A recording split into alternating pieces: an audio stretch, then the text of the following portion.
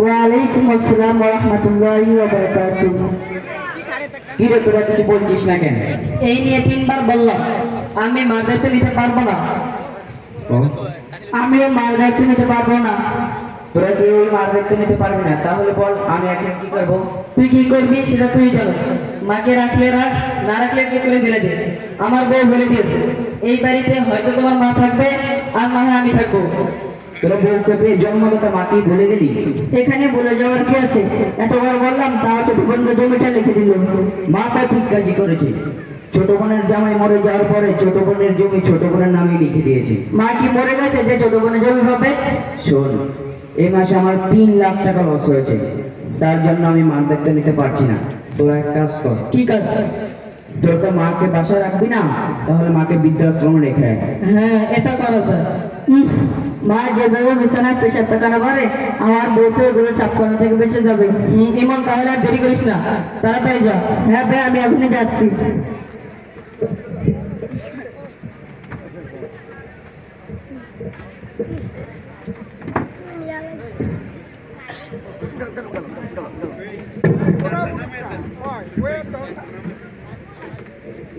কিরে বল, আমি এটা কি শুনছি? তোর নাকি তোর মাকে বৃদ্ধাশ্রমে দিবি? জি মামা, আমরা এত মার জামানা নিতে পারছি না। মা যেভাবে বিছানায় পেশাব পায়খানা করে গন্ধে বাসায় টিকা যায় না। নাউজুবিল্লাহ নাউজুবিল্লাহ নাউজুবিল্লাহ। আমি দেখছি তোদের মা পরের বাসায় কাজ কাম করে তোদেরকে লালন পালন করছে। মা আমাদের জন্য কি করছে? আমরা নিজেই কোচিং করে পড়াশোনা করে প্রতিষ্ঠিত হয়েছি। মা তো আর পড়াশোনা করে দেননি। আর তাছাড়া মায়ের জন্য বারবার আমার বউ বাসা ছেড়ে চলে যায়। হায় রে সন্তান, তোর মাকে তুই ভুলে গেছিস। তোর মায়ের অভিশাপকে তুই ভয় কর। কি যে বলেন না মামা, ওদের দোয়া কি কোনো মাছ মারে? আসসালামু আলাইকুম সাহেব। ওয়ালাইকুম আসসালাম।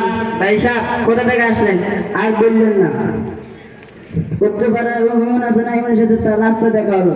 তারা 3 ভাই এক ভাইয়ের মার দায়িত্ব নিতে চাচ্ছে না, নাকি তাকে বৃদ্ধাশ্রমে দেবে। নাউজুবিল্লাহ নাউজুবিল্লাহ। বৃদ্ধা বয়সে মহিলাটাকে বৃদ্ধাশ্রমে দিয়ে আসবে? এখন আমাকে একটা কিছু করতে হবে।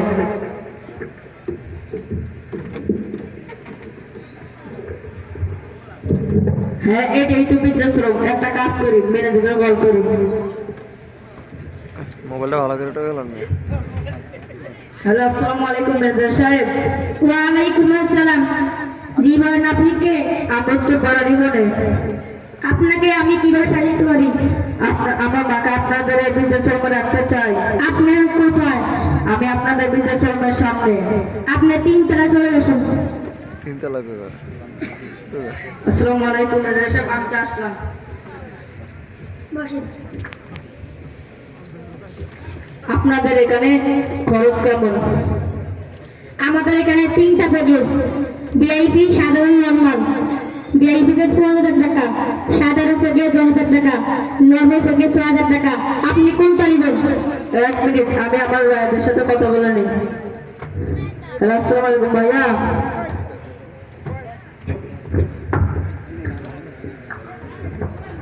ওয়ালাইকুম সালাম ওয়া রাহমাতুল্লাহ। আমি যে বৃদ্ধাশ্রমে আসলাম, তা খরচ কেমন? তাদের সেখানে 3টা প্যাকেজ, ভিআইপি, সাধারণ, নরমাল। ভিআইপি প্যাকেজ 15,000 টাকা, সাধারণ প্যাকেজ 10,000 টাকা, নরমাল প্যাকেজ 6,000 টাকা। আমি এখন কোনটা রাখিব? আরে কোন রকম পেটে ব্যথা খেয়ে বসতেই হয়। আচ্ছা ঠিক আছে ম্যানেজার সাহেব, আমার মার জন্য আমরা নরমালটি নিব।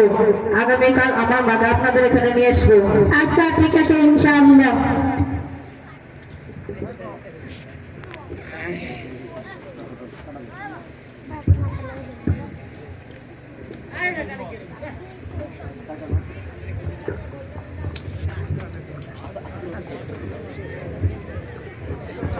কি রে বাবা, তোরা আমায় কোথায় নিয়ে যাচ্ছিস?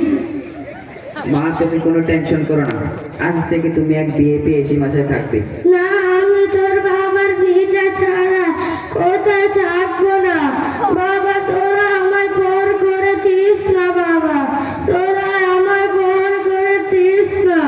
মা তুমি কোনো টেনশনই করো না, তোমাকে আমরা প্রতিদিন দেখতে যাবো এনে। আচ্ছা ঠিক আছে, যাবনি যাবনি।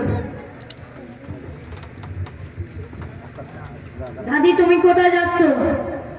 আব্বু দাদি কোথায় যাচ্ছে? তোমার দাদিকে তোমার ফুফুদের বাসায় নিয়ে যাওয়া হচ্ছে। দাদি তুমি যেও না, তুমি গেলে আমাকে পায়েস খাওয়াবে কে?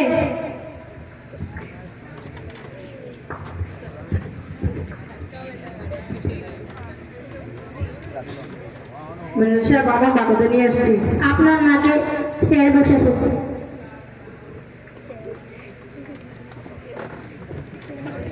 এ ফিরে দেখো ধরে রেখেন বসে। তাই আপনারা কেউ ধরে না কেন? মাকে প্রতিবেদনে আসছেন, আপনার মার আইডি কার্ড কি দিন? এই নে ম্যানেজার সাহেব, মার আইডি কার্ড। প্রতি মাসে টাকা দিব কে? আমি দিব। আপনার নাম কি? আমার নাম মোহাম্মদ দিবন। আপনার নাম্বারটি দিন। 01796392095। দেখতে আসবে কে? আমার বড় ভাইয়া।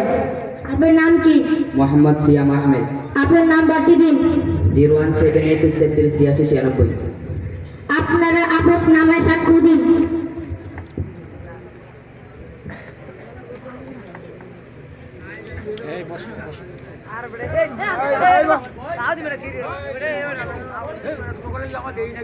ম্যানেজার সাহেব, আমার মাকে ভালো করে দেখে রাখি। নয় মার খাবার আবার কে দেখে শুনে রাখবো? ম্যানেজার সাহেব, আমরা যাইলাম। আপনার মাকে শুয়ে আসেন, শুয়ে যান। আপনার মাকে বেডে শোয়ান।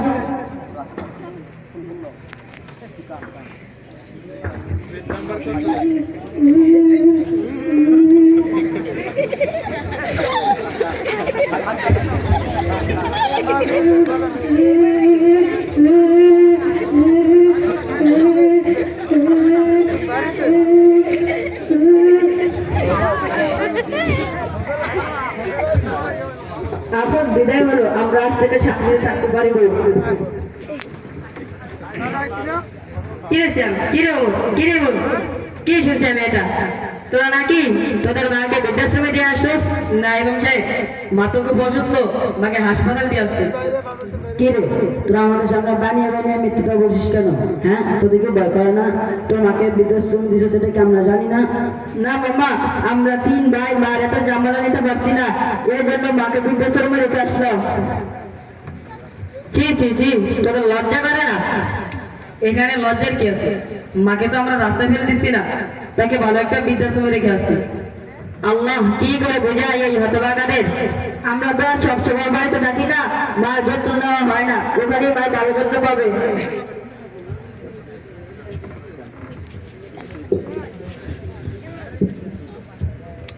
হ্যাঁ, এখানেই ভাই ভালো যত্ন পাবে। বৃদ্ধাশ্রমে বাবা মায়ের কিছু সুখে সন্তান হয়, মাকে বৃদ্ধাশ্রমে রাখা আর জ্যান্ত বাবাটা একই কথা। বিরাট অস্তেছে, মেজাজ গরম হয়ে যাচ্ছে। বাবা, তুমি তোমার মা তোমার কি বানাইছে? তুমি কি তোমার মা তোমাকে কি বানাইছে? পাইলট। তুমি কি চালাও? বিমান চালাই। এত টাকা খরচা করে তোমার মা তোমারে পাইলট বানাইছে, আর তুমি তোমার মারে বৃদ্ধাশ্রমে রাখা দিলে দেখি মানায়? মানায়। বাবা, তোমার মা তোমারে কি বানাইছে? ইঞ্জিনিয়ার। ইঞ্জিনিয়ার? জি। তোমার মা কত কষ্ট করে তোমার ইঞ্জিনিয়ার বানাইছে বাবা। তুমি তোমার মারে বৃদ্ধাশ্রম রাখা গেল, এটাকে শুভ পাইছে? জি পাইছে। আমার বউ শান্তিতে আছে। বউ শান্তিতে থাকবে, আল্লাহ সাহায্য করবে না রে বাবা। বৃদ্ধাশ্রমে রাখা ঠিক হবে না। মা হলো অমূল্য ধন, যে হারায় সে বোঝে, আর যে হারায় না সে কোনোদিন বোঝে না। কবি বলেন, মা হলেন বট গাছের নেই, যেই বট গাছের ফল খাওয়া যায় না, যে বট গাছ নিজের ফল নিজে খায় না, বাজারে বিক্রি করে না, যেই বট গাছ নিজের ছায়া দান করে, অপরের উপকার করে। মা হলো বট গাছের নাই, সন্তানের উপকার করে গেল, সন্তান থেকে মা কোনো কিছুই হাসিল করতে পারলো না। সন্তানের কাছে মা কিছু চায় না রে বাবা। তোর মাকে বৃদ্ধাশ্রমে তোরা রাখা গেলি, কেউ ডাক্তার বানাইলো, আর কেউ ইঞ্জিনিয়ার হইলো, আর কেউ পাইলট হইলো, এটা ঠিক হইলো না। মনে রাখিস, বিচার রাখলাম আল্লাহর কাছে।